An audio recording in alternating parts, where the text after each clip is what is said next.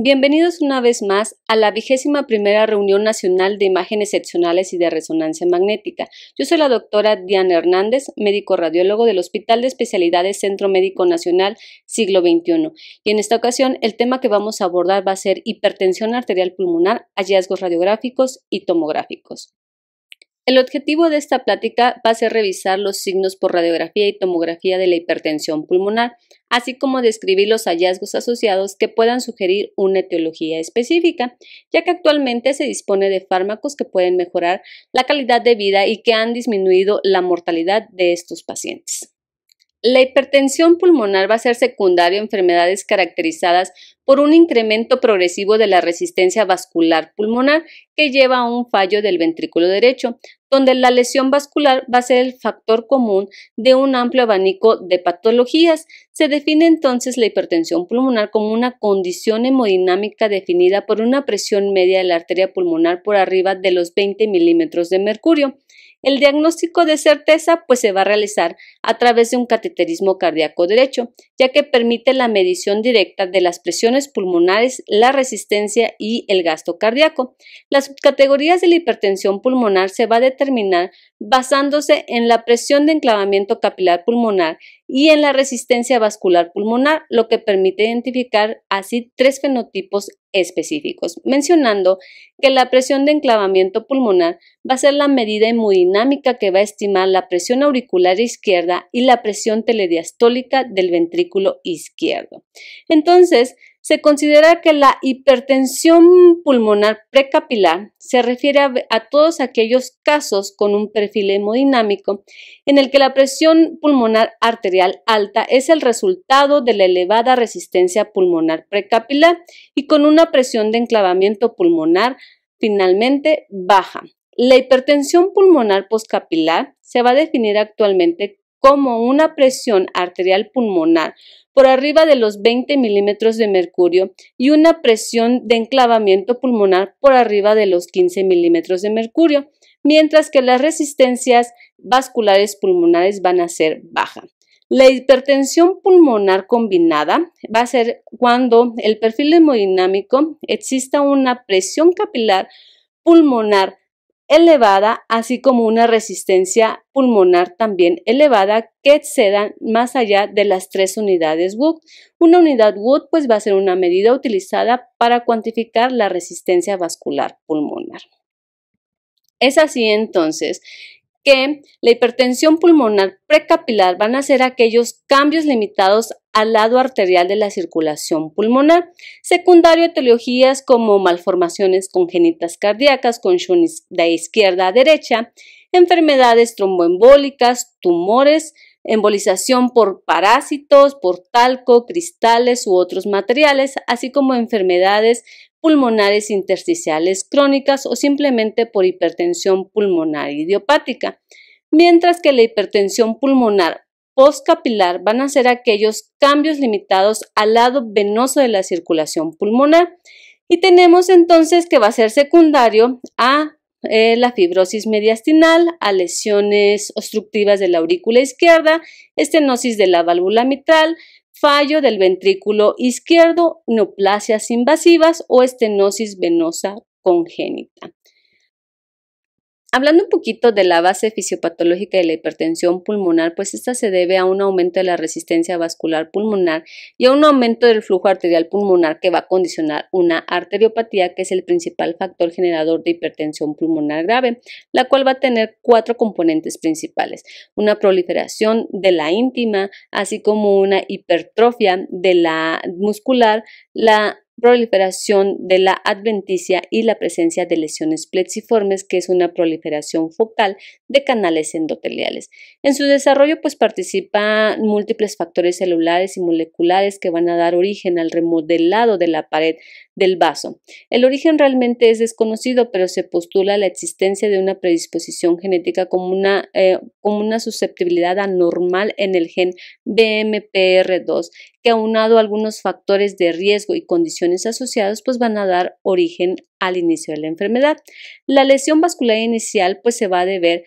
a o va a estar involucrada una menor producción de agentes vasodilatadores como el óxido nítrico y la prostaglandina y una mayor expresión de sustancias vasoconstrictoras y proliferativas como la endotelina y el tromboxano A2. El conocimiento de estos mediadores finalmente no solo es importante para entender la historia de la enfermedad, sino porque son las dianas a las que se dirigen actualmente los diferentes tratamientos y las nuevas líneas de investigación, pues el cambio más temprano va a ser la hipertrofia muscular en las arterias y el engrosamiento de la íntima, que con el tiempo pues va a llevar a la fibrosis de la pared. Una vez que tengamos la fibrosis de la pared es el momento en el cual el proceso de la enfermedad es irreversible. El remodelado vascular va a llevar a una obstrucción progresiva pues, del lecho vascular pulmonar, con un aumento progresivo de las resistencias vasculares pulmonares y de la poscarga del ventrículo derecho, que va a llevar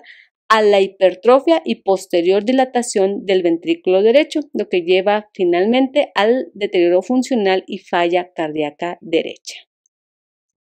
Bien, ¿cómo se va a clasificar la hipertensión pulmonar? Anteriormente se clasificaba en primaria y secundaria, pero dado que el tratamiento de estos pacientes con hipertensión pulmonar depende de la causa, la clasificación precisa es crucial. En el 2013, la Organización Mundial de la Salud clasificó a la hipertensión pulmonar en 5 grupos que comparten mecanismos fisiopatológicos, características hemodinámicas y manejo terapéutico similar, de tal manera que en el grupo 1 va a existir afección exclusiva arterial pulmonar con resistencias arteriales pulmonares elevadas y presiones de llenado del ventrículo izquierdo normales. En el grupo 2, el problema va a radicar en presiones elevadas de llenado del ventrículo izquierdo que generan hipertensión venosa pulmonar, ya sea por disfunción sistólica, diastólica o valvulopatía, y que en etapas avanzadas pueden producir una remodelación de la vascularidad arterial pulmonar. En el grupo 3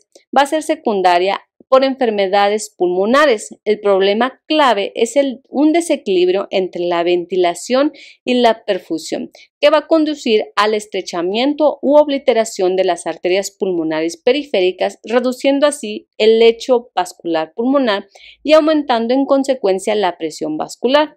En el grupo 4, la hipertensión pulmonar va a estar asociada a obstrucción de las arterias pulmonares. La causa más común es la enfermedad tromboembólica crónica. El grupo 5 va a agrupar enfermedades con mecanismos complejos, multifactoriales, poco claros o no establecidos, como ciertos trastornos hematológicos, enfermedades sistémicas, enfermedades metabólicas o defectos cardíacos complejos. Como lo he estado mencionando, la detección temprana de la hipertensión pulmonar es vital para un tratamiento adecuado y la función principal de las imágenes va a ser establecer el diagnóstico de hipertensión pulmonar y poder clasificarla en uno de los 5 grupos antes mencionados. Existen diversas técnicas de imagen no invasivas para su abordaje, como la radiografía de tórax, la ecocardiografía transtorácica, la tomografía computarizada y la resonancia magnética, que pueden utilizarse para la evaluación e investigación de la hipertensión pulmonar. Sin embargo, no olvidar que a pesar de que el cateterismo cardíaco derecho es una técnica de imagen invasiva, va a ser el gold estándar en el diagnóstico. Cumpliendo con los objetivos de esta plática, abordaremos los hallazgos de hipertensión pulmonar que podemos encontrar en la radiografía de tórax y en la tomografía, que son métodos de imagen no invasivos y con mayor disponibilidad. En relación a la radiografía de tórax, esta es una modalidad de imagen usada con frecuencia en la evaluación inicial a pesar de tener un beneficio limitado. No obstante, el 90% de los pacientes con clínica de hipertensión pulmonar, su radiografía va a ser anormal en el momento de realizar el diagnóstico, con una alta sensibilidad hasta el 97% y una especificidad hasta el 99% en la detección de hipertensión pulmonar. Sin embargo, el grado de hipertensión pulmonar pues no se va a correlacionar con los hallazgos en imagen. Una radiografía normal entonces no va a excluir a la hipertensión pulmonar, especialmente en aquellos pacientes con enfermedad pulmonar leve. La radiografía de tórax también nos puede ayudar a hacer el diagnóstico diferencial de la hipertensión pulmonar al mostrar signos indicativos de la causa subyacente como enfermedades pulmonares intersticiales, enfisema, deformidades de la pared torácica o enfermedades cardíacas del lado derecho. Los hallazgos clásicos por radiografía de hipertensión pulmonar pues va a ser la dilatación arterial pulmonar central. En la radiografía se va a visualizar como un abombamiento de la ventana aortopulmonar, no permitiendo la adecuada visualización de la arteria pulmonar izquierda. Un hallazgo muy específico de hipertensión pulmonar pues es el aumento del diámetro de la arteria interlobar derecha, medido desde su margen lateral hasta el bronquio interlobar. Es un hallazgo muy específico, sobre todo si presenta un diámetro de 15 milímetros en mujeres y 16 milímetros en hombre. Otro hallazgo que podemos encontrar pues es la cardiomegalia a expensas de cavidades derechas, donde vamos a visualizar prominencia del borde derecho de la silueta cardíaca, lo cual va a inferir crecimiento de la aurícula derecha, o vamos a encontrar un redondeamiento del ápex, o se puede encontrar situado hacia arriba y hacia afuera, que nos infiere pues crecimiento del ventrículo derecho. Un hallazgo que puede estar o no presente pues va a ser disminución de las arterias periféricas. En la placa lateral de tórax, como existe un crecimiento de cavidades derechas, especialmente del ventrículo derecho, pues el corazón va a tener un mayor contacto con el esternón, más de 1/3 de longitud del esternón, lo cual va a disminuir también pues el espacio aéreo retroesternal. Aquí tenemos el ejemplo de un masculino de 7 años de edad en donde existe dilatación de la arteria pulmonar central, así como prominencia de los hilos pulmonares. Si nos damos cuenta, la prominencia es más central y conforme va hacia la periferia, los vasos pues van disminuyendo de calibre. Es un signo clásico que se le conoce como poda periférica. Además, este paciente pues tiene cardiomegalia a expensas de cavidades derechas, como vemos un abombamiento del margen derecho cardíaco y un ápex redondeado, signos clásicos de hipertensión pulmonar arterial. La radiografía de tórax rara vez se va a utilizar como única modalidad de imagen, y una de las modalidades de imagen con mayor disponibilidad pues es la tomografía computarizada, ya que también permite la evaluación integral de las estructuras cardiopulmonares y vamos a evaluar tanto estructuras vasculares, estructuras cardíacas, el parénquima pulmonar, hallazgos mediastínicos y hallazgos incidentales. Comenzaremos a describir los hallazgos vasculares tomográficos de hipertensión pulmonar. La dilatación de la arteria pulmonar pues es el signo más específico de hipertensión pulmonar por tomografía, sobre todo cuando presenta un diámetro mayor de 29 milímetros. Actualmente está comprobado pues que las medidas no son absolutas, pues el tamaño de la arteria pulmonar va a depender mucho de la masa corporal del paciente, del sexo, la edad, y puede estar aumentada en el 6% de los individuos mayores de 50 años, en pacientes obesos e incluso en atletas. Los valores de referencias específicos para cada sexo es de 27 milímetros para mujeres y 29 milímetros para hombres, por lo que un diámetro menor de 29 milímetros tampoco va a excluir el diagnóstico de hipertensión pulmonar. La medición se debe de realizar a nivel de su bifurcación ortogonal a su eje largo y lateral a la aorta ascendente. Otro de los signos que debemos de evaluar por tomografía es la relación que tiene el tronco de la pulmonar con la aorta ascendente. En el adulto, la proporción normal es inferior a 1. Cuando existe hipertensión pulmonar, el tronco de la arteria pulmonar pues va a estar dilatado, por lo que esta relación va a ser mayor a 1, teniendo una especificidad mayor al 90%. Otros hallazgos vasculares que también van a apoyar el diagnóstico tomográfico de hipertensión pulmonar es la dilatación de las arterias pulmonares principales y el incremento del diámetro de la arteria pulmonar interlobar derecha, sobre todo si esta última tiene un diámetro mayor a 17 milímetros. Está descrito que el signo del cruce de la carina, que es un signo morfológico donde describe que la arteria pulmonar derecha cruza la línea media de la carina anteriormente, es decir, cranealmente a su curso previsto, es un criterio altamente específico para el diagnóstico de hipertensión arterial pulmonar por tomografía y resonancia magnética, sobre todo cuando se asocia a dilatación del tronco de la pulmonar, ofreciendo así una especificidad del 100% y un valor predictivo positivo. La relación arteria-bronquio segmentario es otro dato que se debe tomar en cuenta al momento de estar evaluando la hipertensión pulmonar por tomografía. Una relación del diámetro de arteria segmentaria bronquio mayor de 1 en más de 3 o 4 lóbulos en presencia de la arteria pulmonar dilatada, o sea que presente un diámetro mayor de 29 milímetros y ausencia de enfermedad pulmonar estructural, tiene una especificidad hasta del 100% para el diagnóstico de hipertensión pulmonar. Aquí presento pues un ejemplo muy evidente de una dilatación de las arterias segmentarias en más de 3 lóbulos, las cuales al hacer la relación con su bronquio homólogo, pues estas se van a encontrar con un mayor diámetro, presentando una relación del diámetro arteria segmentaria bronquio, pues mayor a 1 milímetro. La hipertensión pulmonar va a condicionar también cambios morfológicos cardíacos y los hallazgos morfológicos van a depender mucho de la fase clínica de la hipertensión pulmonar y esta se divide en 3 fases: asintomática compensada, sintomática descompensada y avanzada descompensada. Los ventrículos derechos en la fase clínica sintomática compensada pues va a tener una morfología de apariencia normal, pared delgada, y en un plano transversal pues va a presentar una morfología en media luna, mientras que el gasto cardíaco puede ser normal. En la fase sintomática descompensada, como la presión arterial pulmonar y las resistencias vasculares van a estar elevadas de forma crónica, pues van a condicionar una hipertrofia ventricular derecha. Inicialmente estos cambios son mecanismos compensatorios que pueden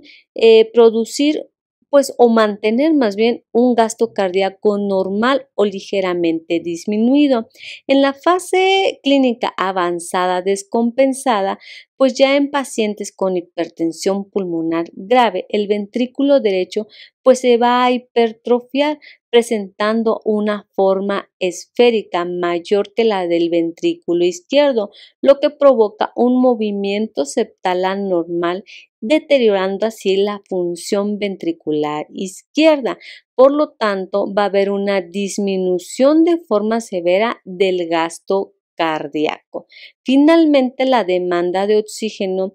pues va a estar aumentada y por lo tanto va a condicionar una dilatación de la cámara que conduce a la insuficiencia tricuspidia, resultado de una dilatación del anillo tricuspidio y un cierre incompleto de la válvula. Estos procesos finalmente resultan en una disminución del gasto cardíaco y en una insuficiencia cardíaca derecha. Entonces, los hallazgos que vamos a encontrar de adaptación a insuficiencia cardíaca derecha secundaria a hipertensión pulmonar por tomografía, pues va a ser una hipertrofia ventricular derecha definida como un grosor de la pared de más de 4 milímetros. Vamos a encontrar también inversión o rectificación del septum interventricular, una dilatación ventricular derecha, siendo el ventrículo derecho de mayor tamaño que el ventrículo izquierdo, perdiendo la relación entonces 1 a 1 a nivel medio ventricular en axial. Otros hallazgos adicionales que también nos sugieren pues insuficiencia cardíaca derecha va a ser la regurgitación del medio de contraste hacia la vena cava inferior y hacia las venas suprahepáticas, un signo muy característico de insuficiencia tricuspidia. Asimismo podemos tener dilatación de las venas cavas y de la ácigos como del seno coronario. El seno coronario debe de medir más allá de los 11 milímetros. Otros de los hallazgos adicionales, no tan específicos, pero que sí se se pueden visualizar, pues van a ser el derrame pericárdico. Bien, hallazgos parenquimatosos. En la enfermedad vascular pulmonar primaria, pues va a producir una atenuación en mosaico debido a las diferencias regionales de la perfusión pulmonar. En la hipertensión pulmonar primaria, la anomalía se va a encontrar en las arteriolas pulmonares distales, mientras que en la hipertensión pulmonar crónica, los trombos pues organizados están presentes en las arterias pulmonares causando oclusión vascular parcial o completa. La heterogeneidad en la atenuación parenquimatosa pues va a reflejar una disminución del flujo sanguíneo en las áreas de menor atenuación que van a reflejar pues una oligoemia relativa y por lo tanto va a haber disminución en el calibre y en el número de los vasos pulmonares en comparación con las áreas de mayor atenuación que van a reflejar hiperemia compensatoria, como lo vemos en estos dos ejemplos. Vemos un patrón de atenuación en mosaico caracterizadas por áreas de mayor atenuación alternadas de áreas de menor atenuación, donde las estructuras vasculares que se encuentran en las áreas de menor atenuación pues van a estar disminuidas en diámetro y en calibre al compararse con las áreas de mayor atenuación. Aquí tenemos un ejemplo de un femenino de 49 años de edad con hipertensión arterial idiopática, representando al grupo 1 de la hipertensión pulmonar de acuerdo a la clasificación de la OMS. Y tenemos signos clásicos donde visualizamos el incremento del diámetro de la arteria pulmonar en relación a la aorta ascendente. Tenemos cardiomegalia, pues a expensas de cavidades derechas, el ventrículo derecho se encuentra dilatado, el seno coronario también está dilatado y además tenemos datos finalmente de insuficiencia cardíaca derecha porque vemos cómo existe reflujo del medio de contraste hacia las venas suprahepáticas y dilatación de la vena cava inferior. A nivel intrapulmonar vemos que existen áreas discretas de menor atenuación con disminución del calibre de los vasos intrapulmonares y si hacemos o valoramos la relación que existe entre el bronquio y la arteria a nivel intrapulmonar, pues vemos que las arterias segmentarias pues van a tener una mayor dilatación. Esta paciente pues cumple con los criterios de hipertensión pulmonar. Como hallazgos adicionales que nos orientan hacia una etiología, pues es la presencia de defectos de llenados extrínsecos, que es un hallazgo clave para la hipertensión pulmonar tromboembólica crónica, ya que podemos clasificar a la hipertensión pulmonar en el grupo 4 de acuerdo a la OMS, que es el grupo de hipertensión pulmonar asociada con obstrucciones de las arterias pulmonares. Aquí presentamos pues un caso de un masculino de 24 años de edad con antecedente de tromboembolia pulmonar crónica secundaria a SAF. En la radiografía vemos datos clásicos de hipertensión pulmonar, la dilatación de la arteria pulmonar, así como una cardiomegalia a expensas de cavidades derechas y dilatación de la arteria interlobar derecha. Mismos hallazgos vamos a visualizar pues en la tomografía. Observamos la dilatación de la arteria pulmonar al compararse con la aorta ascendente, cardiomegalia por hipertrofia del ventrículo derecho, el cual muestra una pared mayor de 4 milímetros, pues la rectificación del septum y si vemos cómo existen defectos de llenados extrínsecos, así como imágenes hipodensas intraluminales que nos hablan de trombos crónicos. Y pues bueno, continuando, pues vemos en la evaluación, pues vemos que la vena cava inferior se muestra dilatado y existe regurgitación del medio de contraste también hacia las venas suprahepáticas, las cuales también se encuentran dilatadas. En el diagnóstico de hipertensión pulmonar tromboembólica crónica se basa en estos hallazgos de la hipertensión pulmonar, pero también requiere la presencia de hallazgos no arteriales, que incluyen pues la atenuación en mosaico y la atenuación en mosaico recordemos que va a caracterizarse por áreas de menor densidad alternadas de áreas de mayor densidad observando que en las áreas de menor densidad las estructuras vasculares van a tener un diámetro reducido. Bien, otros hallazgos que podemos encontrar en el análisis de la imagen por hipertensión pulmonar y que nos orientan a una posible etiología es la presencia de lesiones quísticas o bronquiectasias, que nos pueden ubicar en el grupo 3 si se asocia a enfermedad pulmonar intersticial o en el grupo 5 si en el contexto de pacientes con sarcoidosis o histiocytosis pulmonar. Pues bueno, este es el ejemplo de un femenino de 50 años. En la radiografía de tórax vemos el aumento en el diámetro de la arteria pulmonar principal, así como cardiomegalia. El ápex lo visualizamos hacia afuera y hacia arriba. La arteria interlobar, pues poco valorable, pero vemos también que se asocia al incremento en la radiopacidad de forma difusa, acompañado de algunas imágenes radiolúcidas de formas alternas. Algunas muestran como un aspecto tubular que pueden sugerir algunas bronquiectasias.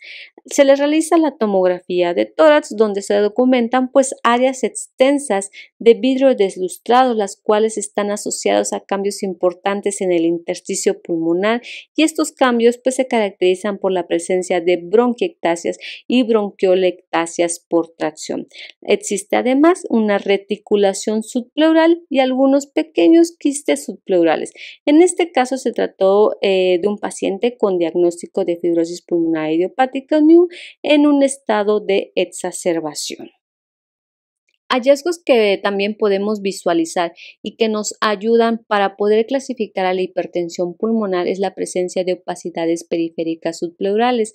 que adicionalmente a otros hallazgos intersticiales podemos clasificar a la hipertensión pulmonar en el grupo 3. La presencia de nódulos en vidrio deslustrado también es muy frecuente visualizarlos y nos habla de una hipertensión pulmonar grave. Estos nódulos en vidrio deslustrado pueden representar granulomas de colesterol debido a la degradación del surfactante o hemorragia pulmonar, y eso puede observarse en la hipertensión arterial pulmonar idiopática, en alguna enfermedad veno-oclusiva o la hemangiomatosis capilar, que nos ayudará a clasificar a la hipertensión pulmonar en el grupo 1. De esto, lo más frecuente es que la enfermedad veno-oclusiva también se acompañe de engrosamiento septal, derrame pleural o derrame pericárdico o linfadenopatías. Pues aquí presento una imagen donde vemos múltiples nódulos en vidrio deslustrado de distribución difusa sin otros hallazgos asociados. Por lo tanto, podemos considerar a la hemangiomatosis capilar como causa de hipertensión pulmonar y se podría clasificar en el grupo 1 de la OMS. El engrosamiento de los septos interlobulillares también es otro hallazgo con mayor frecuencia, visualizados en pacientes con hipertensión pulmonar, y este engrosamiento habitualmente es liso y deberíamos de considerar como causa de hipertensión pulmonar a una cardiopatía isquémica. Pero si este engrosamiento es irregular, muy frecuentemente hay que considerar etiología fibrosa, y por lo tanto tendríamos que clasificar a la hipertensión pulmonar en el grupo 3, secundario a enfermedades pulmonares, a lo mejor ocupacionales o neumonías intersticiales idiopáticas. Pero si el engrosamiento interlobulillar es nodular, habría que considerar causas como sarcoidosis o carcinomatosis linfangítica, y tendríamos que clasificar a la hipertensión pulmonar en el grupo 5. Aquí vemos un ejemplo donde es muy evidente el engrosamiento de los septos interlobulillares de aspecto liso asociado a nódulos de vidrio deslustrado, y tendríamos que considerar como causa de hipertensión pulmonar a la enfermedad veno-oclusiva, siendo clasificada entonces en el grupo 1 de la OMS. También se pueden visualizar pequeños vasos intrapulmonares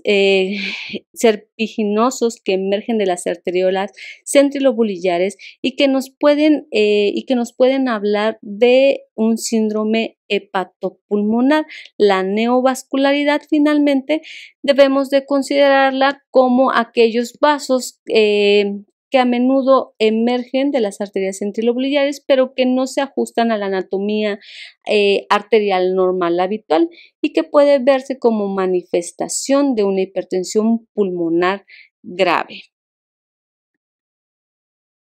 Y por último, pues también tenemos que valorar el mediastino, donde vamos a encontrar hallazgos que nos pueden inferir cierta etiología. Y entre los hallazgos mediastínicos que podemos visualizar, pues van a ser anastomosis periféricas de los vasos sistémicos, sobre todo dilatación de las arterias bronquiales, que nos habla como un mecanismo compensatorio de una obstrucción pulmonar, o finalmente la presencia de vasos subfrénicos, que también nos ayuda o nos habla sobre una probable causa obstructiva. Las adenopatías también es frecuente visualizarlas en una enfermedad pulmonar veno-oclusiva, pero si encontramos adenopatías con engrosamiento de los septos interlobulares de aspecto nodular y de localización subpleural, tendríamos que considerar que la causa de hipertensión pulmonar sea una sarcoidosis. En la valoración integral de la hipertensión pulmonar, no debemos de olvidar valorar también estructuras extratorácicas porque nos pueden orientar hacia una posible etiología. En este caso, presento un paciente, el cual presenta en su radiografía datos francos de hipertensión pulmonar, dilatación de la arteria pulmonar, dilatación de la arteria interlobar derecha, cardiomegalia, observando el ápex hacia afuera y hacia arriba como datos de crecimiento de cavidades derechas. En la tomografía, finalmente se documentan estos datos: la dilatación de la arteria pulmonar principal, la hipertrofia ventricular, rectificación del septum,